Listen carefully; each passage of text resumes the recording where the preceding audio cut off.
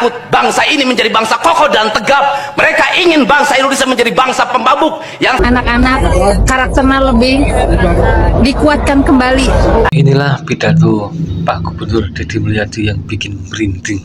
Yuk kita dengarkan. hari ini kita disadarkan pada sebuah peristiwa di mana kita sering buta mata kita sering tuli telinga kita, dan kita sering gagu lidah kita ketika anak-anak kita berteriak di jalanan, mengusung sangkur, membawa celurit, saling berkejaran, darah menetes di setiap sudut kota, motor-motor dibakar, orang menjerit penuh rasa ketakutan. Kita hanya bisa diam. Ketika di sudut-sudut kota anak-anak kita menenggak ciu, ketika sudut-sudut kota anak-anak kita makan eksimer, ketika di sudut-sudut kota anak-anak kita makan minuman oplosan, mereka jatuh tersungkur, matanya merah penuh dengan rasa emosi, pulang ngamuk ke orang tuanya, kita hanya bisa diam. Ketika anak-anak kita menghabiskan waktu main game online sampai jam 4 pagi, tidak masuk sekolah, di rumah ngamuk, mengancam orang tuanya dengan pisau, menusuk kakeknya dengan sangkur, kita hanya bisa diam. Proses kita hanya dua, pidana dan penjarakan dalam penjara anak. Tetapi kita tidak pernah menyadari bahwa seluruh lorong-lorong kegelisahan mereka, seluruh hiruk pikuk jalanan tak membuat mereka nyaman. Sudut-sudut rumah menjadi neraka bagi kehidupan mereka. Lapang-lapang bola tergusur menjadi industri perumahan, pemukiman, dan pertokoan.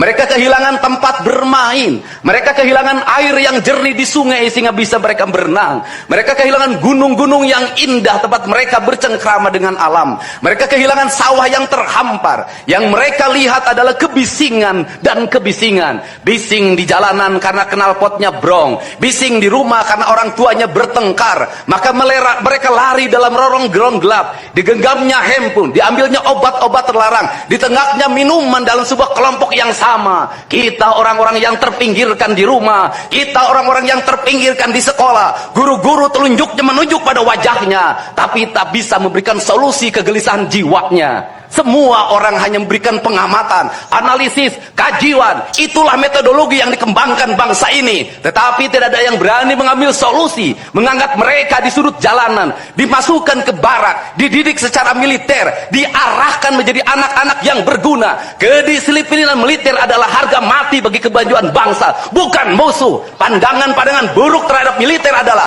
pandangan-pandangan orang yang takut anak-anak Indonesia bangkit, yang takut anak-anak Indonesia mencapai kemajuan. Mereka takut bangsa ini menjadi bangsa kokoh dan tegap. Mereka ingin bangsa Indonesia menjadi bangsa pemabuk yang setiap hari mabuk akan ilmu pengetahuan, yang setiap hari bertengkar di TV, yang setiap hari bertengkar di medsos, sementara hamparan kekayaan alam diambil sama mereka. Janganlah kita menjadi antek dari bangsa lain, memporak-porandakan diri sendiri dan bangsanya dengan alasan pengetahuan, dengan alasan hak asasi manusia. Anak membawa motor di bawah umur adalah pelanggaran hak anak. Kapan kita bertindak? Dan selama ini kita membiarkan anak-anak nonton film tanpa didampingi oleh orang tua.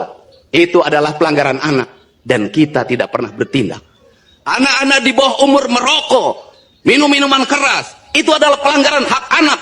Semuanya kita berdiam. Anak-anak main game online, nonton tayangan-tayangan dewasa lewat media sosial, kita berdiam. Negeri ini akan hancur manakala semua orang berdiam. Maka orang yang memegang kekuasaan harus menggunakan tangannya untuk merubah seluruh kemunkaran ini menjadi sebuah kebajikan. Kalau kita berkomitmen pada bangsa ini, problem anak-anak kita adalah mengkonsumsi tayangan yang bukan haknya di media sosial. Maka saya meminta peraturan pemerintah yang mengatur tentang itu segera dilaksanakan. Anak-anak di bawah umur tidak boleh mengakses media sosial yang bukan haknya. Hari ini orang tuanya nggak datang atau mereka yatim piatu, langsung jadi anak saya sekolahnya pindah ke Bandung, nanti tinggal di Bandung dan saya sekolahkan, saya persiapkan jadi TVI, jadi Polri, saya persiapkan kuliah kalau memang mereka untuk anak didik barak militer.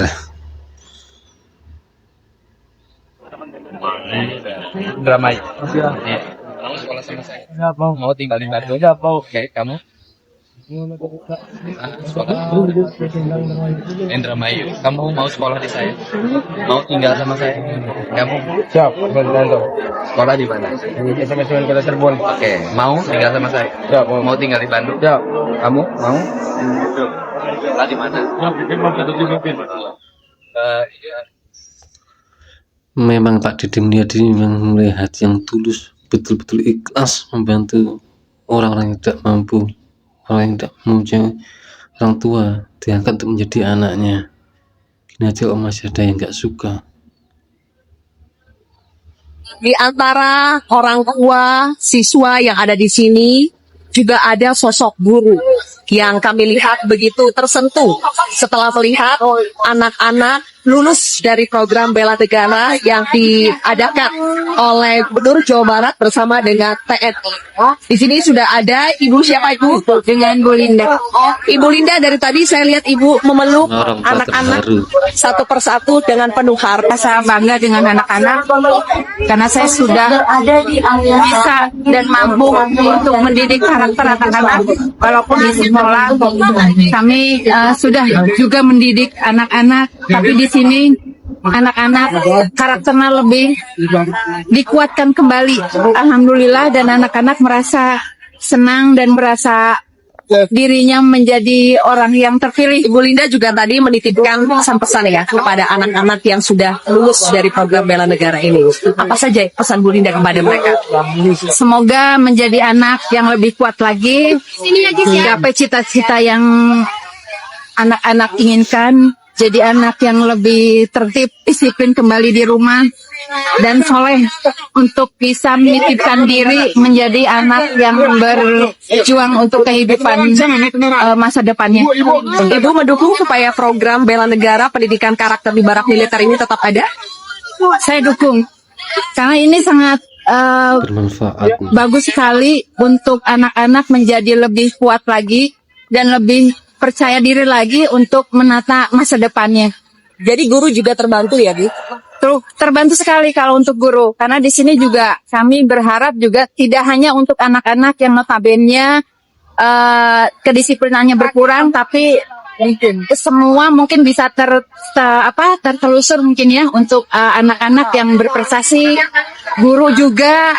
Jadi mudah-mudahan program ini akan lebih berkembang, bukan hanya untuk anak yang kurang disiplin. Baik. Kegiatan di sana sehari-hari kayak Kata salah satu kita siswa bangun pendidik subuh militer. 3:30 bangun, terus siap-siap, bersih-bersih, beresin tempat tidur, siap-siap pergi masjid buat sholat subuh. Habis sholat subuh berdoa, terus baris lagi kita langsung turun ke lapangan persiapan senam pagi. Habis senam pagi selesai sampai pukul 7 kurang lebih. Begitu lanjut kita langsung sarapan pagi.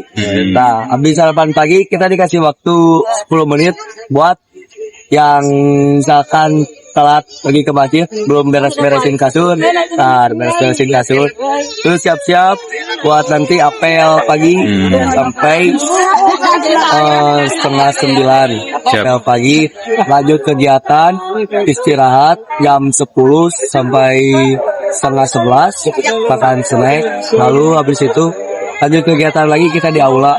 Bisa belajar di sana tetap? Ya, belajar. Oke, senang nggak di sana waktu? Senang. Dapat ilmu baru? Banyak ilmu baru, terus dapat banyak teman-teman baru juga, dapat pelajaran-pelajaran yang lebih berarti lah pokoknya. Itulah pidato Gubernur Jawa Barat yang bikin merinding, membuat jiwa kita bergetar. Dan pengakuan salah satu siswa, dia mengatakan senang ketika dapat ilmu baru dan kawan baru. Orang tua pun menjadi senang. Bahkan Bapak Mulyadi pun mengangkat anak lagi dari anak yang tidak punya orang tua untuk disekolahkan, untuk dibiayai hidupnya. Semoga sehat selalu Kang Didi Mulyadi, maju terus. Terima kasih, jangan lupa like, subscribe, share, dan komen.